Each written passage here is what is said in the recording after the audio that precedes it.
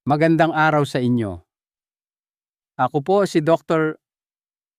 Jose de la Cruz, isang espesyalista sa kalusugan ng mga nakatatanda na may higit 3 dekada ng karanasan at dedikasyon sa pagtulong sa ating mga senior citizen, lalo na sa mga kalalakihan na muling matuklasan ang kanilang sigla, mapabuti ang sirkulasyon ng dugo at maibalik ang kanilang kumpiyansa. Madalas pong sinasabi ng marami, bagamat ito'y isang maling akala, na ang buhay ay humihina na ng husto pagtuntong sa isang partikular na edad. Ngunit narito po ako para labanan ang pananaw na iyan. Malamang ay nasabi na sa inyo na ang pagtanda ay nangangahulugan ng pagtalikod sa kaligayahan, na pagkatapos ng edad na 70, ang inyong katawan ay hindi maiiwasang bumagal, ang inyong mga pagnanasa ay kukupas, at ang intimasya ay magiging isa na lamang matamis na alaala. Pero paano kung sabihin ko sa inyo na ang hindi pagnanais na magbigay kasiyahan sa sarili pagkatapos ng edad 60 ay maaaring unti-unting kumikitil sa inyong lakas kalusugan ng inyong prostata at marahil maging sa inyong buhay? Bilang isang eksperto sa kalusugan ng kalalakihan, ginugol ko ang mahigit 30 taon sa pagtulong sa mga nakatatanda na maibalik ang kanilang sigla, sirkulasyon at kumpiyansa, lalo na kapag ang lipunan ay nagbigay sa kanila ng maling paniniwala na huli na ang lahat. Narito ako ngayon para ibahagi ang isang katotohanan na karamihan sa mga doktor ay hindi sasabihin ng hayagan. Habang ang lahat ay nakatuon sa diyeta at ehersisyo, mayroong isang mahalaga, natural at pribadong gawain na madalas napapabayaan, isang bagay na maaaring magprotekta sa inyong puso, magpasigla ng inyong kalooban, sumuporta sa inyong prostata, at maaaring magpahaba pa ng inyong buhay. Sa talakayang ito, ilalahad ko ang mga benepisyong suportado ng siyensya ng malusog na pagbibigay kasiyahan sa sarili para sa mga nakatatandang lalaki. Iwawaksi ang mga maling akala na nagpapanatili sa marami sa katahimikan, at magbabahagi ng 5 praktikal na payo para matulungan kayong muling angkinin ang aspetong ito ng inyong kalusugan ng may dignidad at kumpiyansa.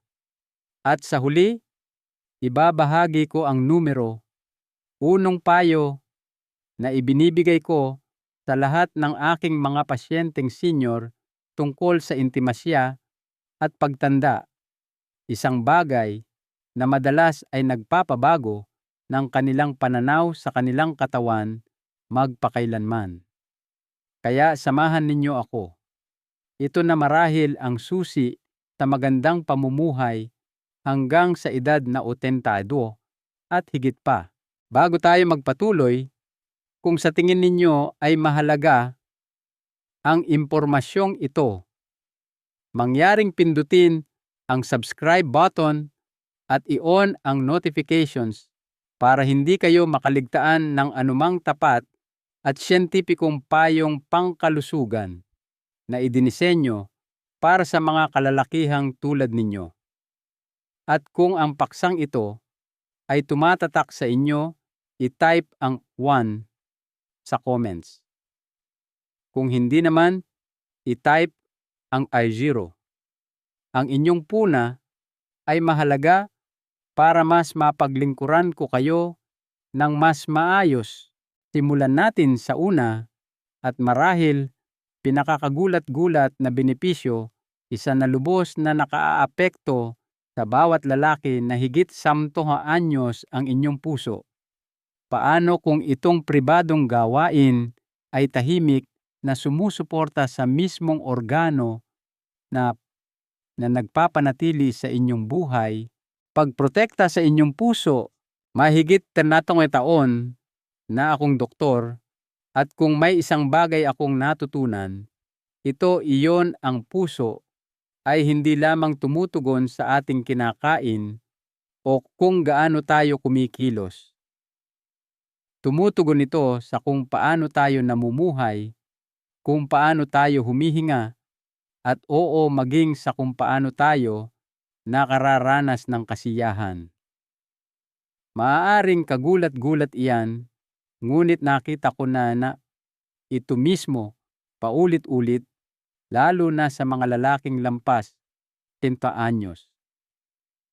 Kapag ang isang lalaki ay nawalan ng koneksyon sa aspetong ito ng kanyang sarili, kapag isinara niya ang intimasya kahit sa sarili niyang katawan, may isang bagay sa kanya ang unti-unting humihina.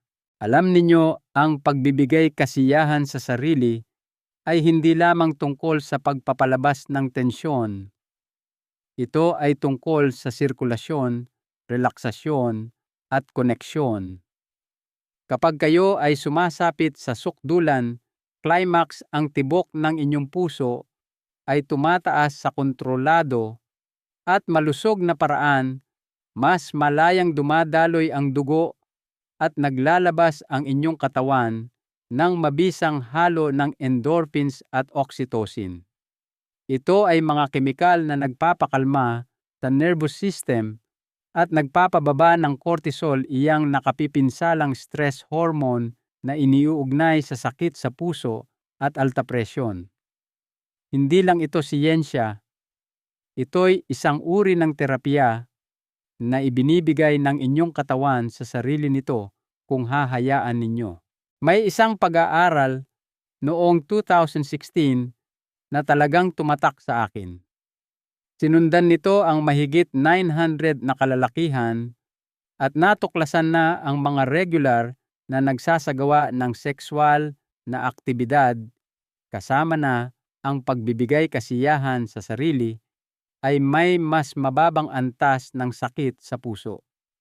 May mga pasyente akong tumingin sa akin na hindi makapaniwala kapag ibinabahagi ko ito, ngunit ang katotohanan, itong simple at natural na gawain ay maaaring mismong tumutulong sa inyong puso na tumibok ng mas malakas at mas matagal.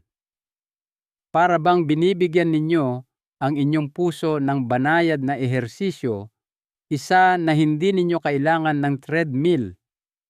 At higit pa riyan, nakakabawas din ito ng emosyonal na bigat. Kapag bumaba ang inyong stress levels, bumubuka ang inyong mga daluyan ng dugo, bumababa ang inyong presyon, gumaan ang inyong pakiramdam, at humusay ang inyong tulog. Lahat ng iyan ay nagdudulot ng karagdagang taon, hindi lang ng buhay, kundi ng kalidad na buhay. Kaya kung nagtaka man kayo, kung mahalaga pa ba ang paghipo sa sarili sa inyong edad, hayaan ninyong sabihin ko sa inyo, maaaring ito na ang pinakatatagong sikreto sa pagpapanatiling buhay ng inyong puso. Ngunit hindi lamang puso ang organo na nakikinabang sa pananatiling konektado sa inyong katawan. Sa katunayan, ang susunod ay maaaring mas mahalaga pa habang kayo ay tumatanda. Subalit, karamihan sa mga lalaki ay hindi ito naiisip hanggat hindi pa huli ang lahat. Kung kayo ay nanonood pa rin at ang mensaheng ito ay mahalaga para sa inyo, itatype ang numerong 1 sa comments para ipaalam sa akin na narito pa kayo, patuloy na natututo, patuloy na lumalago. Ngayon, dumako tayo sa susunod na benepisyo na talagang kailangan ninyong malaman. Pagsuporta sa kalusugan ng prostata.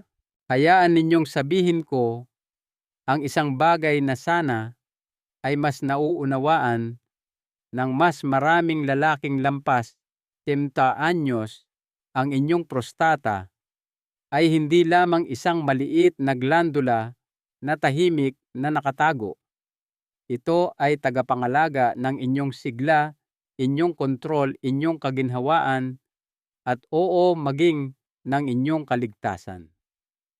Napakarami ko nang nakausap na mga nakatatandang lalaki sa aking opisina na hindi namalayan kung gaano kalaki ang kapangyarihan ng maliit na bahaging ito ng katawan hanggang sa sila ay makaranas ng discomfort problema sa pag-ihi o ang nakakatakot na mga salitang cancer sa prostata. Ngunit narito ang katotohanang hindi kailanman sinabi sa kanila ang pagbibigay kasiyahan sa sarili ay maaaring aktwal na magprotekta sa inyong prostata. Naaalala ko ang pagbabasa ng isang malaking pag-aaral mula sa Harvard na natuklasan na ang mga lalaking nagpapalabas ng similya ejaculated ng 21 beses o higit pa kada buwan ay may mas mababang panganib ng kanser sa prostata. Sa unang tingin, parang trivia lang ito, ngunit kapag sinuri ng mas malalim ito, ay may lubos na katuturan. Ang regular na pagpapalabas ng similya ay tumutulong sa inyong katawan na alisin ang mga substansya at likido na maaaring maipon at magdulot ng pamamaga o pinsala sa mga selula sa prostata. Hindi lamang ito teorya. Ito ay biyolohiya sa pagkilos. Sa aking mga taon bilang manggagamot, nakita ko itong nangyayari sa totoong buhay.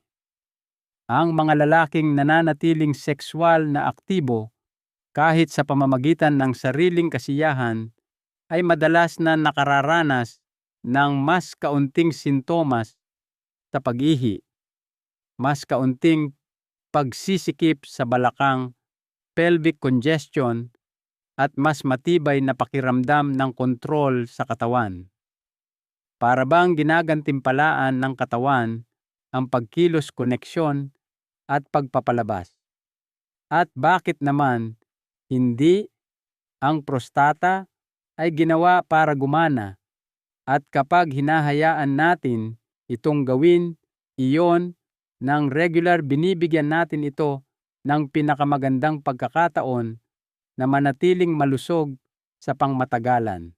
Kaya naman, naniniwala ako na ito ang isa sa pinakamakapangyarihang dahilan kung bakit hindi dapat ikahiya ng mga nakatatandang lalaki ang pagbibigay kasiyahan sa sarili. Hindi kayo nagiging makasarili. Inaalagaan ninyo ang isang bagay na mahalaga. At maniwala kayo sa akin, ang inyong sarili sa hinaharap iyong hindi na kailangang tumakbo sa banyo bawat oras o sumailalim sa biopsy ay magpapasalamat sa inyo sa pagsisikap na ginawa ninyo ngayon. Ngunit ang epekto ng pagbibigay kasiyahan sa sarili ay hindi humihinto sa mga pisikal na organo. Sa katunayan, ang susunod na benepisyo ay mas malalim ang tama sa loob ng inyong isip, inyong mga emosyon, inyong pagkakakilanlan. At para sa maraming lalaki ito, ang pagkakaiba sa pagitan ng simpleng pagtanda at tunay na pamumuhay. Pagpapalakas ng kalusugang pangkaisipan at pandamdamin. Nais kong kausapin ang bahagi ninyo na hindi laging nakikita sa labas. Dahil ang mga pisikal na sakit ay isang bagay, ngunit ang bigat ng kalungkutan, lungkot o pakiramdam na kinalimutan na iyan ay ibang uri ng sakit. May mga pasyente akong umupo sa aking opisina, mabigat ang mga balikat, hindi dahil sa isang diagnosis, kundi dahil pakiramdam nila ay hindi sila nakikita. Pagkatapos ng aksena, napakaraming nagbabagol, lumalaki ang mga anak, yumayao ang mga kaibigan. Minsan ay kumukupas ang intimasya at kasabay ng lahat ng iyon, may isang bagay sa loob na maaaring unti-unting nananahimik.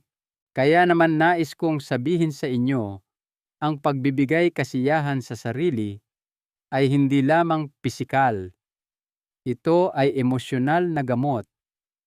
Ito ay isang senyales sa inyong utak na narito pa kayo, na karapat-dapat pa rin kayo sa koneksyon, ginhawa at kasiyahan kahit pa ito ay kayo lang sa inyong sarili. Kapag hinahayaan ninyong makaramdam ang inyong katawan, ginigising ninyo ang chemistry ng paggaling. Dopamine, serotonin, endorphins, hindi lamang ito mga pleasure hormones. Ito rin ang mga natural na kemikal na ginagamit ng inyong utak para pamahalaan ang stress, pasiglahin ang inyong kalooban, pakalmahin ang pagkabalisa, at tulungan kayong matulog. Isang pagsusuri noong 2010 sa sexual medicine ang natuklasan na ang mga nakatatandang regular na nagkakaroon ng sexual na aktibidad kasama na ang sariling kasiyahan ay nag-ulat ng mas mahusay na katatagan ng emosyon at kalinawan ng isip. Sa aking sariling praktika, nakita ko kung paano nito binago ang tindig ng isang lalaki, ang kanyang enerhiya, maging ang paraan ng kanyang pagsasalita tungkol sa buhay. Pakiramdam niya ay siya ulit ang sarili niya na pinapayagan siyang makaramdam ng saya, hindi lang basta mabuhay sa isa pang araw. Hindi ninyo kailangang ipaliwanag ito kanino man. Hindi ninyo kailangan ng pahintulot. Kailangan ninyo lang tandaan na ang inyong emosyonal na kagalingan ay kasing halaga ng inyong mga numero sa kolesterol o presyo ng dugo. Ang pagbibigay kasiyahan sa sarili ay muling kumukonekta sa inyo sa isang bagay na fundamental, ang inyong pagkatao, ang inyong sigla, ang inyong karapatang makaramdam pa rin ng mabuti sa inyong sariling balat. At maniwala man kayo o hindi, ang mismong gawain ay hindi lamang tumutulong sa inyong puso, inyong prostata at inyong isip. Nagbibigay din ito ng lakas sa mga kalamnan na hindi ninyo nakikita, ngunit tiyak na nararamdaman ninyo kapag huminto na ito sa paggana. Ano ang tinutukoy ko? Diyan tayo patungo. At maniwala kayo, itong susunod na benepisyo ay maaaring ang pagkakaiba sa pagitan ng kasarinlan at pagkawala ng kontrol. Kung kasama ko pa kayo at nakikita ninyong makabuluhan ito, mag-iwan ng numerong 1 sa comments para ipaalam sa akin na narito kayo at interesado. Ngayon, ipagpatuloy natin ang pang-apat na makapangyarihang benepisyo na hindi ninyo dapat baliwalain. Pagpapalakas ng inyong mga kalamnan sa balakang pelvic floor. Karamihan sa mga lalaki ay hindi kailanman iniisip ang kanilang mga kalamnan sa balakang pelvic floor hanggang sa ito ay magsimulang pumalya. At sa panahong iyon, maaaring pakiramdam ay nawawala na sa inyong kontrol ang inyong katawan. Marahil, napansin na ninyo ito, ang biglaang pagnanais na umihi, ang paminsan-minsang pagtagas ang paraan kung paano naiiba ang pakiramdam ng intimasya, hindi na gaanong maaasahan, hindi na gaanong malakas. Hindi lamang ito mga basta-bastang senyales ng pagtanda. Ito ay mga senyales mula sa isa sa mga pinababayaan na grupo ng kalamnan sa katawan ng isang lalaki. Ngayon, narito ang bahaging walang nagsasabi sa inyo, ang pagbibigay kasiyahan sa sarili ay makatutulong na mapanatiling malakas ang mga kalamnan na iyon. Totoo po iyan. Kapag kayo ay sumasapit sa sukdulan, ang inyong mga kalamnan sa balakang ay ritmikong umiikli. Ang kilos na iyon ay kapareho ng tinatarget sa mga ehersisyong Kegel.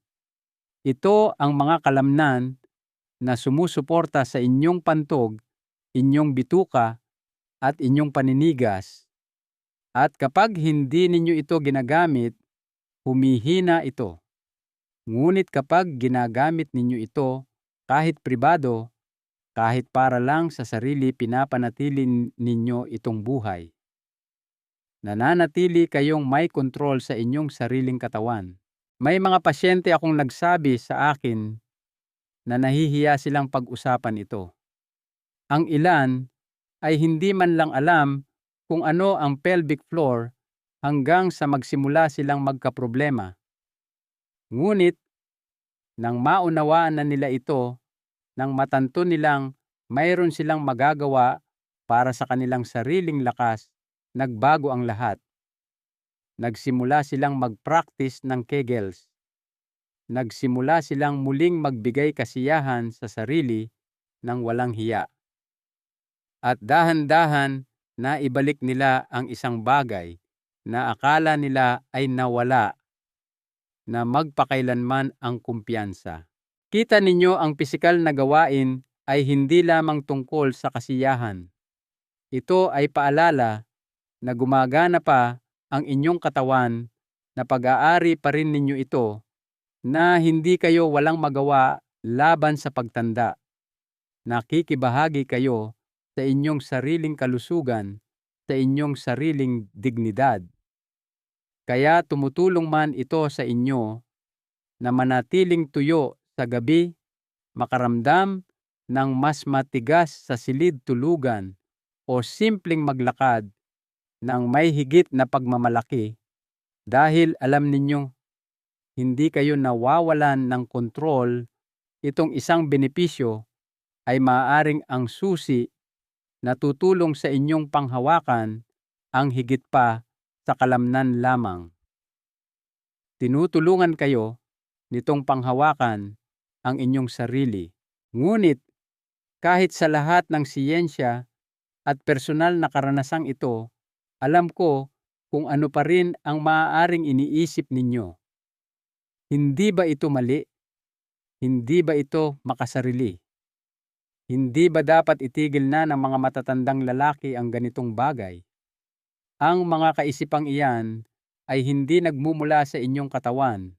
Nagmumula ito sa mga kasinungalingang sinabi sa atin. At ngayon, oras na para sirain ang mga ito. Mga maling paniniwala na dapat buwagin. Kung may isang bagay akong natutunan pagkatapos ng 3 dekada sa kalusugan ng kalalakihan ito, ay ang pinakamalaking hadlang sa paggaling ay hindi laging pisikal. Ito ay ang bigat ng kahihiyan. At nakalulungkot, wala nang mas totoo pa rito kaysa kapag pinag-uusapan natin ang pagbibigay kasiyahan sa sarili. Napakaraming nakatatandang lalaki ang tahimik, na may mga tanong takot at pagkakasala, hindi dahil may ginagawa silang mali, kundi dahil tinuruan silang maniwala na sila ay mali.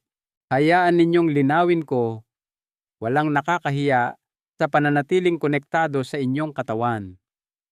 Sa katunayan, ang tunay na nakapipinsala ay ang katahimikan na bumabalot dito, sa kung saan mang dako sinimulan ng lipunan, na sabihin sa mga lalaki, lalo na sa mga nakatatanda, na ang pagbibigay kasiyahan sa sarili ay hindi angkop sa edad di nararapat o kahit mapanganib. At ang mga mensaheng iyon ay tumatak. Ibinulong ito sa mga locker room, ipinasa sa mga henerasyon, nakatanim sa kultura at relihiyon, hanggang sa naging katotohanan na hindi natin pinangahasang questionin. Ngunit ngayon, oras na para tingnan ito kung ano talaga sila, mga maling paniniwala.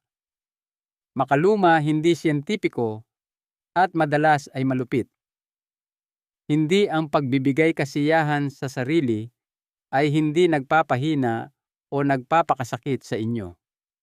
Hindi nito sinisipsip ang inyong enerhiya o pinapaagnas ang inyong memorya. Walang ebidensya na nagpapaikli ito ng inyong buhay. Sa katunayan, tulad ng nakita na natin, maaari itong sumuporta sa inyong puso, magprotekta sa inyong prostata, magpakalma ng inyong isip, at magpalakas ng inyong pelvic floor. Hindi iyan mga opinyon ko. Iyan ay mga katotohanang nakaugat sa mga dekada ng medikal na pananaliksik. Isa pang maling paniniwala na ang pagbibigay kasiyahan sa sarili ay para lamang sa mga malulungkot. Nagpayo ako sa mga mag-asawa kung saan ang sariling kasiyahan ay talagang nagpabuti ng kanilang intimasya dahil hindi ito tungkol sa pagpapalit ng koneksyon. Ito ay tungkol sa pag-unawa sa inyong sariling katawan para makaharap kayo ng may kumpiyansa at kalinawan sa anumang relasyon, kasama na ang relasyon sa inyong sarili. At marahil ang pinakanakapipinsalang maling paniniwala sa lahat na ang gawaing ito ay parang hindi na angkop sa inyo ngayon, na pagkatapos ng isang partikular na edad, dapat ninyo na itong itigil. Ngunit ang katotohanan, ang pangangailangan sa haplos, sa kasiyahan sa pagpapalabas, hindi ito nawawala sa paglipas ng panahon. Ito ay lumalalim. At ang pagbibigay dangal dito ay hindi kahinaan. Ito ay karunungan. Kaya ngayong nalinaw na natin ang lahat at nabasag na ang mga lumang pader ng katahimikan, maaaring nagtatanong kayo, paano ko ba talaga ito gagawin sa paraang malusog, ligtas at napapanatili sa aking edad? Hayaan ninyong gabayan ko kayo sa 5 praktikal at aprobado ng doktor na mga payo na maaaring magbago ng lahat. 5 payo para sa malusog na pagbibigay kasiyahan sa sarili. Pagkatapos ng edad 60, sa ngayon nauunawaan na ninyo na ang pagbibigay kasiyahan sa sarili ay hindi isang bagay na dapat pagtaguan. Ito ay isang bagay na dapat yakapin. Ngunit maraming nakatatandang lalaki ang nag-aatubili pa rin, hindi dahil duda sila sa mga benepisyo, kundi dahil hindi nila alam kung paano ito gagawin sa paraang tama para sa kanilang edad. Kaya hayaan ninyong ibahagi ko ang ipinapayo ko sa aking mga pasyente, hindi lang klinikal na payo, kundi totoong gabay na hinubog ng mga dekada ng pakikipag-usap sa mga lalaking tulad ninyo. Una sa lahat, bigyan ng sarili ng pahintulot. Alam kong maaaring kakaiba ito pakinggan, ngunit mahalaga ito. Maraming lalaki ang nagdadala ng mga taon, minsan habang buhay, ng panloob na pagkakasala tungkol sa sariling kasiyahan. Kaya bago ang lahat, maglaan ng sandali para paalalahanan ang sarili, ito ay normal, ito ay malusog, at pinapayagan kayong makaramdam ng mabuti sa inyong sariling katawan. Pangalawa, pakinggan kung ano ang kailangan ng inyong katawan. Sa yugtong ito ng buhay, mas mahalaga ang ginhawa kaysa sa pagganap. Kung ang minsan sa isang linggo ay tama para sa inyo, sapat na iyon. Kung mas madalas, ayos lang din iyon. Walang scorecard dito. Ito ay tungkol sa pananatiling konektado sa inyong katawan sa paraang natural at napapanatili. Pangatlo, lumikha ng isang lugar na sumusuporta sa relaksasyon. Maaaring mga hulugan ito ng pagdidilim ng ilaw, pagpapatugtog ng nakakakalmang musika, o pagpili ng oras kung kailan alam ninyong hindi kayo maaabala. Kailangang makaramdam ng kaligtasan ang isip para tumugon ang katawan, kaya bigyan ang sarili ng parehong pangangalaga na ibibigay ninyo sa taong mahal ninyo. Pang-apat, huwag matakot gumamit ng suporta. Ang mga pampadulas lubricant, maligamgam na paliligo o kahit mga ligtas na kagamitan para sa katawan ay maaaring gawing mas kasiyasya at banayad ang karanasan, lalo na kung nagbago na ang inyong balat o sirkulasyon sa paglipas ng panahon. Kung hindi kayo sigurado sa anumang produkto, kumonsulta sa inyong doktor. Para diyan kami. Panghuli, tandaan na isa lamang itong bahagi ng inyong kalusugan. Isabay ang gawaing ito sa pagkilos, sapat na pag-inom ng tubig, dekalidad, na tulog at nutrisyon dahil pinakamahusay gumana ang inyong katawan kapag lahat ay nagtutulungan. Ang mga payong ito ay hindi tungkol sa mga rutina. Ito ay tungkol sa muling pag-angkin ng kontrol sa inyong sariling pagtanda. At ngayong alam na ninyo kung paano alagaan ang inyong katawan ng may dignidad at karunungan, hayaan ninyong iwanan ko kayo ng isang panghuling katotohanan, ang emosyonal na ubod ng lahat ng ito at kung bakit ang tila simpleng gawaing ito ay maaaring may hawak na kapangyarihan upang baguhin kung paano kayo tumatanda, kung ano ang inyong nararamdaman at kung paano kayo nabubuhay. Konklusyon. Nais kong iwanan kayo ng isang bagay na mas malalim kaysa sa mga katotohanan lamang dahil ang pinag-usapan natin ngayon ay higit pa sa pisikal na kalusugan. Umaabot ito sa inyong pagkakakilanlan, inyong pagpapahalaga sa sarili, at kung paano ninyo pipiliing mamuhay sa mga darating na taon. Sinimulan natin ang usapang ito sa pamamagitan ng pagbasag sa katahimikan tungkol sa isang bagay na pangkaraniwan ngunit bihirang pag-usapan ng mga lalaking lampas, tiksanto ang pagbibigay kasiyahan sa sarili. Hindi bilang isang bawal o kahiya-hiyang gawi, kundi bilang isang makapangyarihan at natural na gawain na sumusuporta sa inyong pangkalahatang kalusugan at emosyonal na kagalingan. Nakita ninyo kung paano nito pinoprotektahan ang inyong puso sa pamamagitan ng pagpapataas ng sirkulasyon at paglalabas ng mga kemikal na nagpapakalma sa stress at nagpapababa ng presyon ng dugo. Natutunan ninyo kung paano ito tumutulong sa pagpapanatili ng kalusugan ng prostata, pag-aalis ng mga naipon na maaaring mauwi sa pamamaga o kahit kanser. Narinig ninyo kung paano ito sumusuporta sa lakas ng isip at emosyon, tumutulong sa mood tulog, pagkabalisa, at maging sa inyong pakiramdam sa sarili.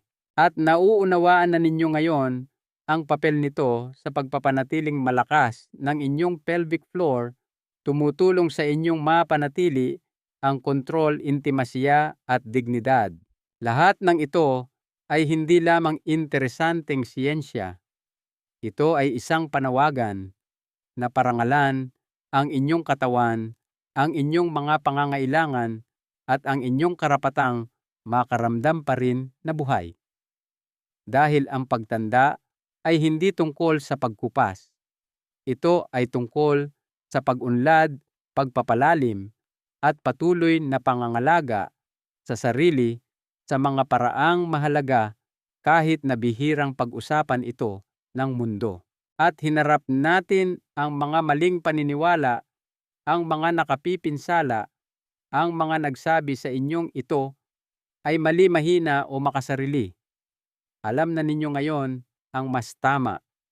Alam ninyong ang kasiyahan at kalusugan ay hindi magkasalungat, sila ay magkatuwang. at meron na kayong mga kasangkapan. Ngayon, 5 praktikal at magalang na paraan upang muling kumonekta sa inyong katawan ng walang takot, pressure o hiya. Ginugol ko ang mga dekada sa paglalakad kasama ang mga kalalakihan sa kanilang 60s, 70s, kahit 90s mga lalaking pakiramdam ay nawawala pagod o kinalimutan.